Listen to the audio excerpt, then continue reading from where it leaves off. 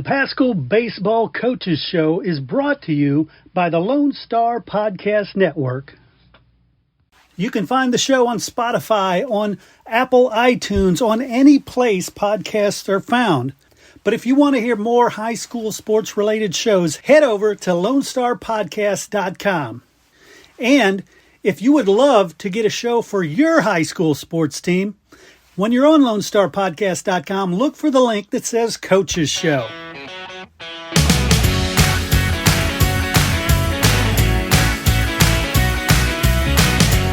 All right, everybody join me in welcoming Coach Clint Dunham from Paschal Baseball. Coach, how are you doing today? I'm doing great. We are 66 and sunny and district opener this evening, so couldn't be better. I love that. Well, before we get to the district opener, let's talk about the Drew Medford Memorial Tournament because, as we talked about last time, it's a pretty special tournament, and let's talk about how y'all did.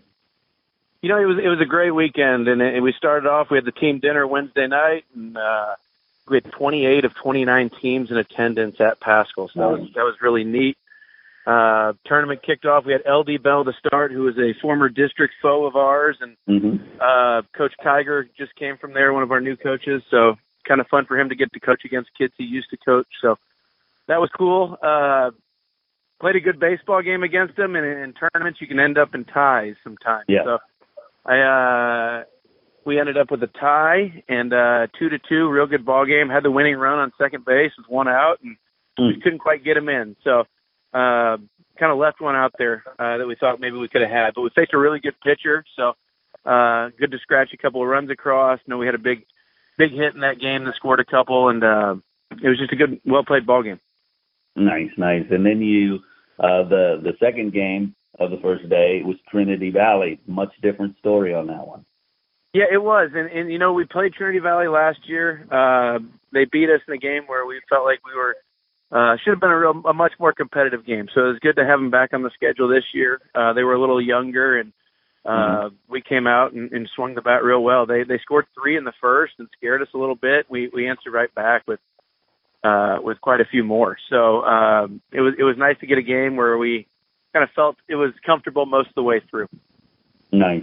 I like that. Pull out some of the bats because with 11 runs, you had to be knocking the ball around the field.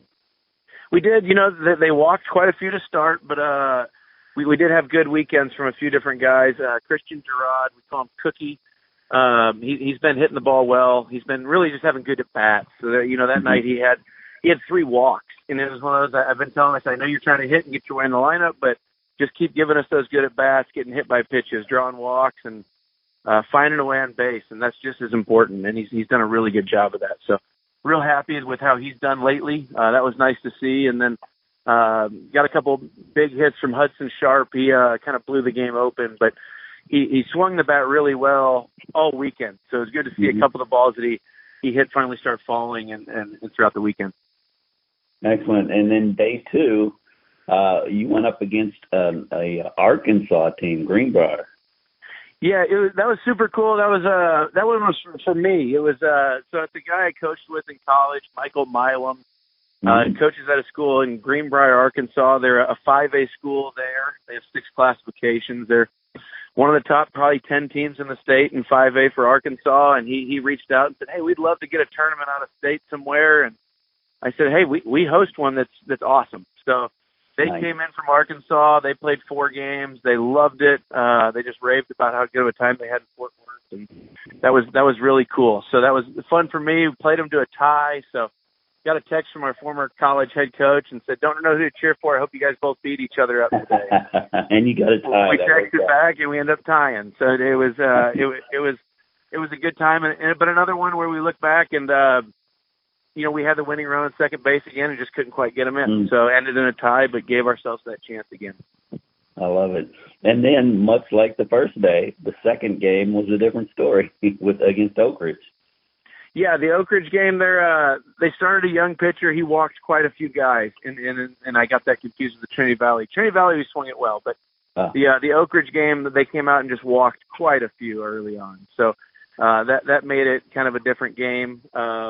And that was the game that when I referenced they scored 3, I got my Trinity Valley and Country Day confused. But but very similar type game. They just we felt like we were a better baseball team. They made a few mistakes along the way that we really did a good job taking advantage of. So that was nice to point out to the kids and say, hey, here's where you guys, they gave us an extra out, and here's what we did with it. So that's fun to see and kind of point at that and make sure we take advantage of that in the upcoming weeks. Nice. And then Saturday you have the scholarship ceremony at 6:30, and then a game at Arlington Heights at 7. So tell me about that, because that one didn't end like we wanted it. It was a weird night. So we got there, and you get to the park, and it's 45 degrees, and it's misting, and it's not great weather. But the tournament that we have every year, I mean, the feature of this whole thing is probably the scholarship ceremony we have. And the weather was fine for the ceremony. The game always kind of concludes the whole weekend, and we knew that there was a huge crowd. One of those games where if it was a district game 2 weeks from now, we probably would have called and said, hey, let's just move this to Wednesday and get better weather. But with everything that this tournament has, that we knew that we needed to play the game at least for a while. So we did. We got 4.5 innings in, and it just steadily got heavier and heavier, and just wasn't ideal conditions for either teams. The kids did an awesome job. My worry when we get into those games, I'm not as necessarily worried about the injury, but you don't want the games factored and have an error by a kid due to wet conditions when it's a high pressure environment already for them. So we don't need to make it any tougher on those kids. But both teams played awesome. It was a really fun game. The crowd was really into it. We got 4 innings in and had a kid get hit in the head with a pitch, and the pitcher said it slipped, which it totally did. It was wet. It was nasty. Umpires got together and said, hey, we'd like to call this. So we played one more out, and they got back together, and myself and the Arlington Heights coach said, hey, we can't call it. And so we got way too many kids that are tied into this that they're going to kill us if we call it. So we said that can be y'all's call. It won't be our call. And they said, well, that'll be our call soon. So, and that's what they went with. So we only got to play 4.5 innings, but it was really a good kind of test and an appetizer for both teams because we play each other in 2 weeks when it really matters. And I don't know that either team really felt satisfied with the actual result. So it'll be fun to get back together and go at it again in 2 weeks. I love that. And you had mentioned Hudson Sharp's bat earlier in the tournament, but his name came up again at that scholarship. Yeah, it was. So he is our Drew Medford Scholarship recipient. He's heading to Friends University in Kansas. He's one of our 2 players currently committed in college. He's been a 3-year varsity starter for us and bounced around to different positions all along the way. And this year he's our catcher, and that's what he hopes to play in college. And he's just done an awesome job of being a really quality student athlete. I mean, he understands baseball. He really works hard at it. Yes, sir, no, sir, all the time. Just kind of everything you'd want in a kid, and very coachable. So very deserving of the award. We had a few other guys that were probably very deserving as well, but he's just kind of the one that for 4 years has stood out a little more than everybody else. Nice. And then overall, who won the tournament? That's it. The fun part about it is the tournament, you just bounce around to different sites for 3 days. It's 5 games, and everybody gets 5. And it's a round-robin format. It's really hard in high school baseball, especially when you get teams traveling from all over to make a bracket where there's a winner and stuff like that. Like the team from Arkansas, they wanted to get on the road early on Saturday. So we gave them an early game and got them out of there. So we get to accommodate a lot of stuff like that. Birdville had to cancel a game because their team was playing for a state championship in basketball. So we can do a lot of stuff like that, but we had, I think 63 of 65 games went off as scheduled, and when we had a little rain on Saturday morning and still got everything in. So it was an awesome weekend of baseball. Excellent. And now the boys have had a few days off in terms of games at least. What has been the focus? This week's it's unique. So in the past few years, we've been getting ready for a Boswell or a Weatherford, and you're getting ready for an 85 to 95 mile an hour arm. So you got the machine cranked up, and we've been seeing good arms throughout tournaments. So I think we've seen 85 plus more often than not. So that's been really good for us, but at the same time, we just really haven't seen less velocity yet. So one of the first times we've done this, but we kind of brought the machine out the other day, and we slowed it down a bunch for him. So we kind of think we're going to see less velocity this week. South Hills is a scrappy team, and they're going to throw strikes and play defense, but we want to make sure that we're not way out front too much this week. So we want to wait back a little longer and get used to that. And we didn't have a ton of success early on yesterday. Some of the later rounds that they had, they really start figuring out a little more. So hopefully that translates this evening. Nice. So you mentioned the Scorpions. They're scrappy, as you say. What do we know about them in terms of pitching, batting, fielding? You know, where are their strengths? Where are their weaknesses? Where can you maybe hope to take advantage of something? You know, I've seen them for 3 innings. I went over their place after one of our games the other day, and we ended up playing to a 0-0 tie, and the game flew by so fast that I got there 45 minutes in, and it was already the 5th inning. So it was fast, but I got to see their number 2 pitcher. He threw a bunch of strikes. He had a little curveball. They didn't make many mistakes on defense, and then offensively, not a ton of power, but they found ways on base. They want to steal bases a lot. I think our catchers will do a good job, catchers and pitchers, of keeping them tight, and I think we'll have some success throwing them out on the bases, just kind of looking at how we've done in the past versus that. So I hope that's the case, but I think they're going to try to be aggressive on the bases when they get on base. So we need to keep them off base, and especially early, and get the first out of the inning. So if we can do that and find our way on base, I know we can run well against them, I believe, and then just get a few doubles there, here and there, and kind of hopefully open up the game a little bit throughout the night. Nice. And talk to me about your bullpen, you know, what you have in terms of pitchers, because people think of baseball, they think of pros, and you have to schedule who's pitching against who. And so what kind of freedom do you have as a coach to choose pitchers? You know, we have a lot, but at the same time, it's weird. So you go from tournaments where you got 5 and 6 games in a weekend, so yeah, you need 5 or 6 starters, and then you go right to district play, and you just got 2 games a week most of the time. So you got a Tuesday and a Friday guy, and maybe one of those guys who is starting one of those tournament games turns into your reliever, and then another guy's a closer. So you go from needing 10 and 12 pitchers in a weekend to maybe possibly only needing 5 or 6. And for us, that's difficult because you got a few guys like, you know, Tex Shope's done an awesome job for us.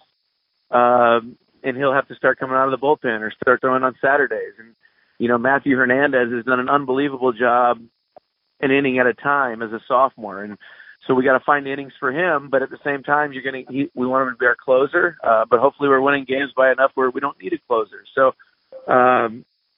we're just trying to find that perfect match of getting everybody enough innings, but understand there's only about 14 to go around every week. Sometimes you get 21, it makes it a little easier. Yeah, so walking into the South Hills couple of games, who do you have a clear 1 and 2 starters as far as pitching? I don't know if it's a clear 1 and 2. We have our first 2 for this week. Owen Settle has done a really good job of getting outs and making it difficult on people. He's just throwing a few too many pitches right now. So, but man, he looked really good on Saturday night. So the stuff was awesome. This week, Jackson Dyer and Junior Alaniz, our 2 seniors, will be the starters.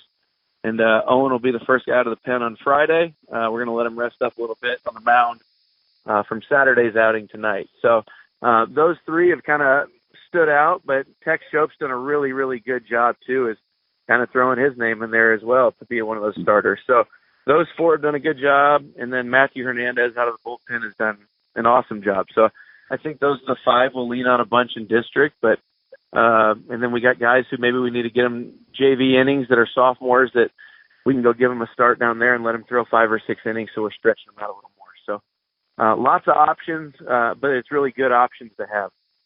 Nice. Well, you know, back in the day, the Yankees had Mariano Rivera as the ultimate closer. Do you have somebody who that's his only role is, look, he's the guy when you need that last out to win the game? I hope so. I don't know yet. I think we're on our way for sure. Matthew Hernandez has done a really, really, really good job of giving us 1 inning here and there, and we've put him in some difficult spots against some really good teams. And a sophomore. He throws well. He's gotten up to about 86, 87 miles an hour already. So really promising arm. He's just kind of first starting pitching in the last 2 years. So it's all new to him, but everything we've seen so far kind of says, yeah, over the next 2-3 years, that 100% can be that type of guy for us. And that's what we hope for. Don't know if it's now or if it's a year from now or next week or whenever, but through the first 4 weeks, it sure looks like it. So hopefully that's the guy we can do that with, and we're just going to keep trying to put him in that spot and see how he responds. I love it. Well, again, congratulations on a really good tournament, and best of luck this week against South Hills. Thanks, Chris. Look forward to talking to you next week.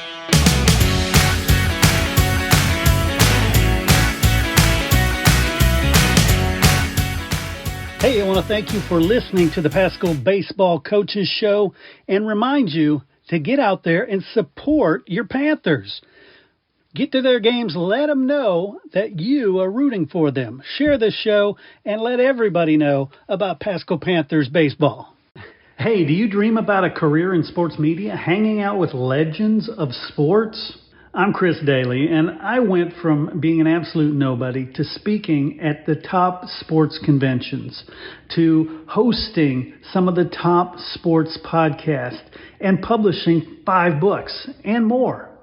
And I want to share with you my secrets, step by step, how to make it happen for you. Super Bowl champs, NBA stars, Hall of Famers in every sport, Olympians, you name it, they are in my cell phone and they take my phone calls. The best part, the 5 secrets to sports media success is absolutely free, but it's not for everyone.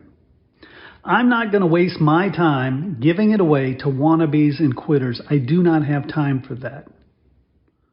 Only the serious will get this. I will teach you how to earn the respect of the sports media big shots.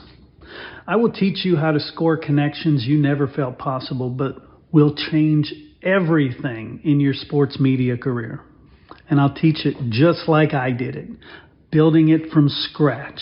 How to build it from absolutely 0 people paying attention to you to millions and more. Stuff that got me on major media platforms. So, do you want in? I'm not going to give you an URL that you're going to fill out and forget about. No, I'm not going to make it that easy. It is simple. It's not easy. You simply find me on social media, anywhere, any platform. I am everywhere. Chris Doelle. It's a funny name, so I'm easy to find. And you send me a message that says something along the lines of, give me the 5 secrets. Or sports media success, something that jogs my mind to go, oh, this person is serious. They took the time. Prove that you're serious, and I will send it to you. Sports media is frankly all about amazing stories, right? So take that step to start writing your own.